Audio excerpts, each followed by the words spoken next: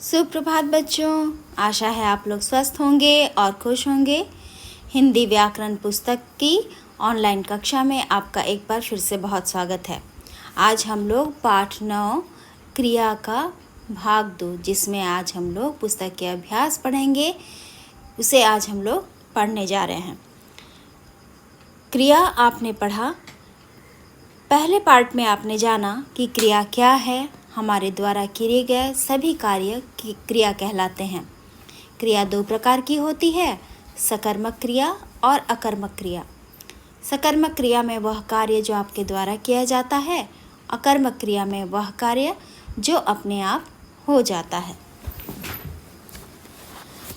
चलिए बच्चों, इस पाठ के पुस्तकीय अभ्यास की ओर चलते हैं और उसे पूरा करने का प्रयास करते हैं। प्रश्न संख्या 1 में दिया गया है, आओ जांचें। प्रश्न संख्या 1, क्रिया शब्दों पर गोला लगाओ। यहाँ पर जितने भी शब्द दिए गए हैं उनमें से आपको क्रिया शब्दों को पहचानना है और उसे गोला लगाना है। वर्षा, वर्षा तो कोई क्रिया शब्द नहीं है बच्चों, है ना। पानी, पानी भी कोई क्रिया शब्द नहीं है।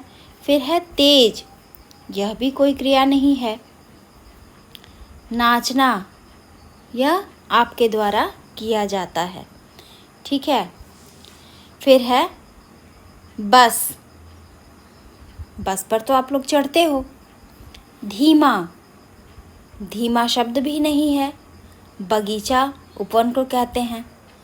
झटपट, यह तो किसी काम को जल्दी करने की क्रिया है। हंसना, पकड़ना, गाना, ये सारे शब्द जो हैं वह क्रिया शब्द है। चलिए बच्चों, अब प्रश्न संख्या 2 की ओर चलते हैं। प्रश्न संख्या 2 में दिया गया है कोष्ठक, कोष्ठक यानी कि ब्रैकेट। कोष्ठक में दिए गए शब्दों की सहायता से क्रिया का सही रूप लिखकर वाक्य पूरे करो। इस वाक्य के अंत में जो क्रिया का शब्द दिया गया है उसे वाक्य के अनुसार हम बदल सकते हैं, क्रिया का सही रूप लिख सकते हैं और वाक्य को पूरा कर सकते हैं। आप चित्र में देख पा रहे होंगे कि एक लड़का जो है वह चित्र बना रहा है, पर यहाँ हमें शब्द दिया गया है बनाना। अगर हम बनाना शब्द का प्रयोग करते हैं तब हमारा वाक्य बन जाएगा, मोहन चित्र बनाना रहा है। पर क्या यह वाक्य सही है? यह वाक्य तो मुझे नहीं लग रहा है कि यह सही है। तो बनाना का हम लोग रूप वाक्य के अनुसार बदल सकते हैं। तब हम लोगों का वाक्य कैसे बन जाएगा? देखिए, मोहन चित्र बना रहा है। अब हमारा वाक्य जो है वह बिल्कुल सही लग रहा है।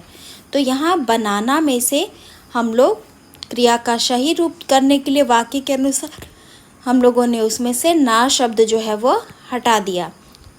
तब हमारा वाक्य बन गया, मोहन चित्र बना रहा है।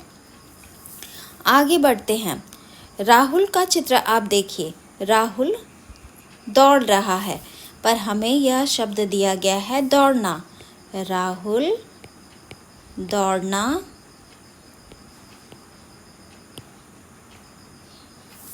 रहा है। तो क्या यह सही है?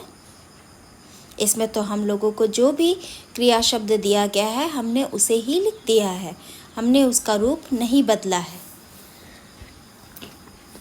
तो चलिए हम लोग इसे भी हटाते हैं और क्रिया का सही शब्द लिखते हैं।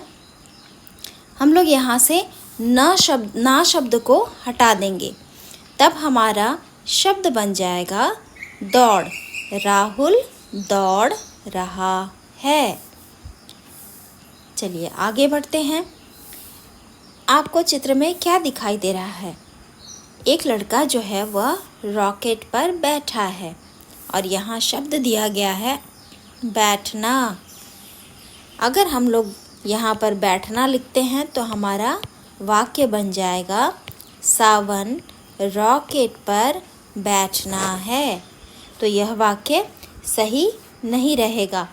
तो हम लोग इसमें से ना शब्द को हटा देंगे।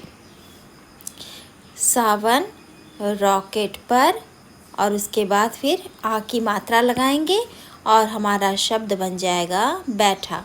यानी क्रिया शब्द क्या है? बैठा। सावन रॉकेट पर बैठा है। प्रिया ने पेंसिल पकड़ना है। प्रिया ने पेंसिल पकड़ना है। तो यहाँ पकड़ना अगर लिखते हैं तो यह वाक्य कैसा बनेगा? प्रिया ने पेंसिल पकड़ना है। लेकिन हमने तो क्रिया का रूप बदला ही नहीं है। चलिए क्रिया का रूप बदलते हैं। ना को हम लोग हटा देंगे और उसे रूप बदलकर हम यह लिख सकते हैं, प्रिया ने पेंसिल पकड़ी है। आगे बढ़िए। देव खुश होना रहा है। देव खुश होना रहा है। पर क्या यहाँ पर होना शब्द सही है? यह क्रिया का रूप तो सही नहीं लग रहा है।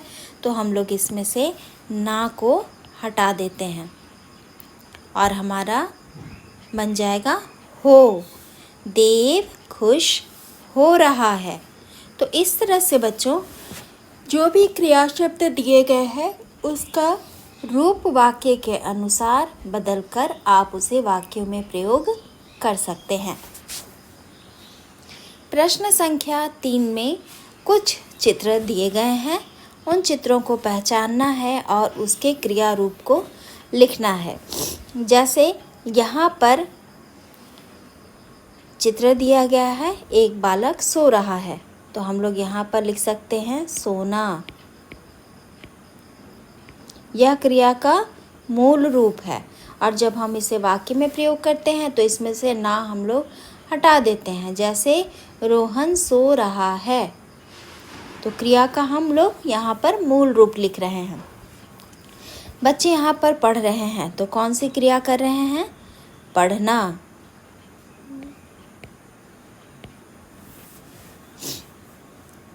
मारना। बॉल को वो पैर से मार रहा है।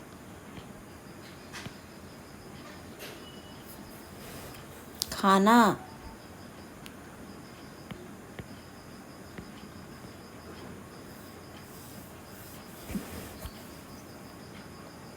कूदना।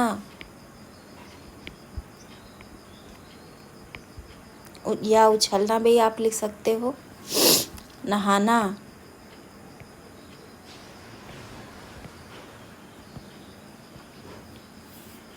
चढ़ना।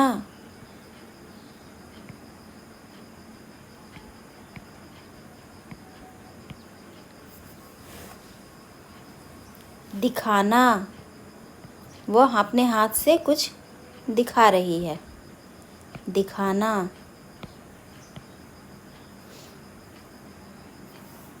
और यह उठाना। इसने भार उठाया हुआ है। हो गया उठाना। तो इस तरह आपने बच्चों देखा कैसे आप क्रिया का मूल रूप लिखते हुए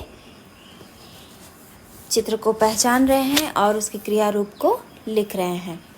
चलिए आओ खेल खेल में हम लोग क्या सीखते हैं।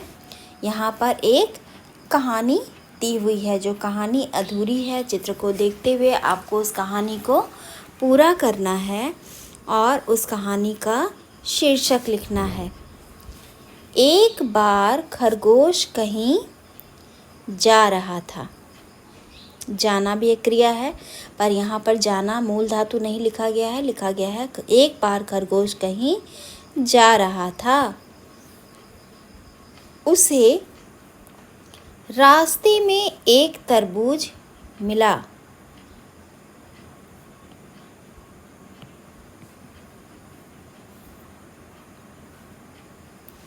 वह तरबूज खाना चाहता था।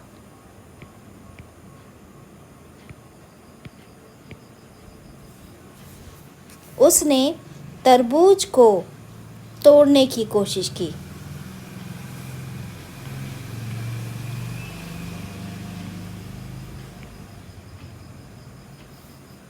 वह तरबूज के ऊपर चढ़ा या चढ़ गया। वह तरबूज के ऊपर चढ़ गया, पर तरबूज नहीं टूटा।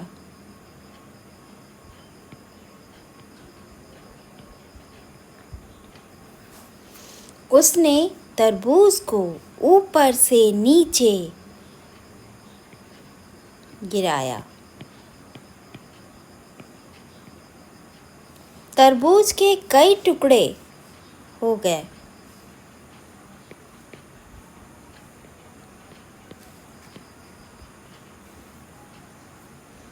खरगोश मज़े से तरबूज खाने लगा।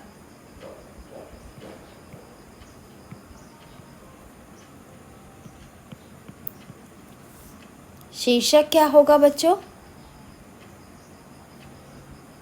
इस कहानी में आपने देखा, एक बार खरगोश कहीं जा रहा था।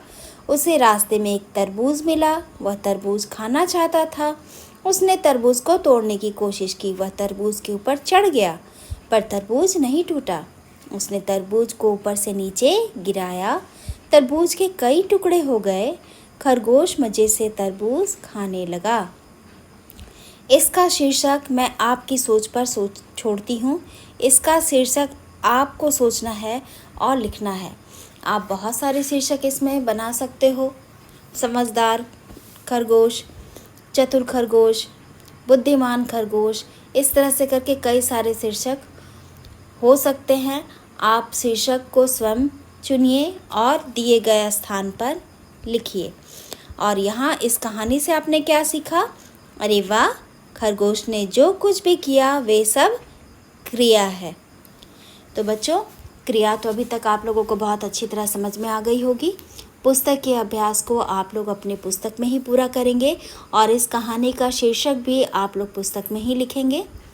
हम लोग मिलते हैं नेक्स्ट वीडियो में। आप लोग अपने सभी लिखित कार्यों को पूर्ण कीजिए। स्वस्थ रहिए और खुश रहिए।